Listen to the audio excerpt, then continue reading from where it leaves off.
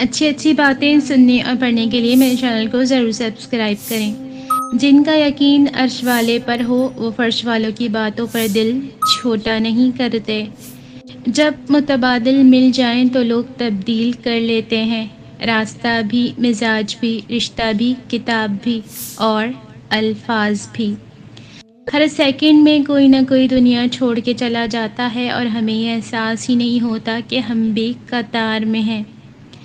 اے اللہ، ہماری گردنیں اور ہمارے باپ دادا، ہماری ماؤں اور ہمارے آباء و اجداد کی گردنوں کو آگ سے آزاد فرما، آمین۔ اپنے ذہنی آرام کے لیے ہر چیز کو مختصر کرنا سیکھیں، الفاظ، احساسات، خواہشات اور لوگ۔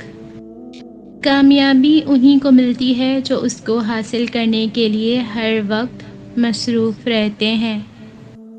اے میرے اللہ، میرے عیب چھپا دے، مجھے میرے اندیشوں اور خطرات سے امن عنایت فرما، آمین۔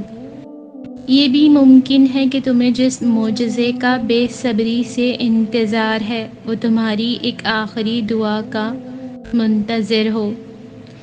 ذہانت اور شخصیت دھری کی دھری رہ جاتی ہے جب واسطہ نصیب سے پڑتا ہے۔ اگر اللہ آپ کی دعا نہیں سن رہا تو خوش قسمت ہیں آپ، کیونکہ وہ آپ کو سننا چاہتا ہے۔ وہ چاہتا ہے کہ میرا بندہ بار بار مانگے مجھ سے، یہ اللہ کی محبت ہے، اس پر ناشکری نہ کریں۔ ان مع العسر یسرا، بے شک ہر مشکل کے ساتھ آسانی ہے۔ اپنی نیکیاں چھپانا آپ کی سوچ کا امتحان ہے اور دوسروں کے گناہ کو چھپانا آپ کے کردار کا امتحان۔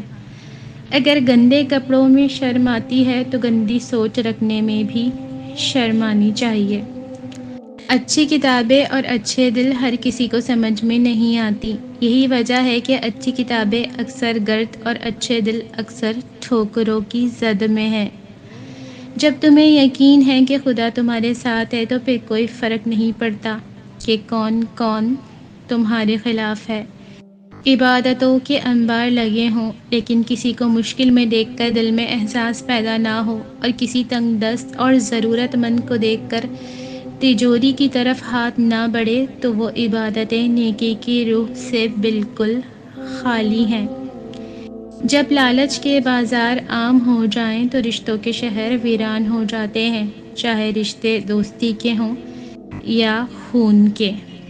ایسی ہی مزید اچھی اچھی باتیں سننے اور پڑھنے کے لیے میرے چینل کو ضرور سبسکرائب کریں۔ ویڈیو دیکھنے کا بہت بہت شکریہ۔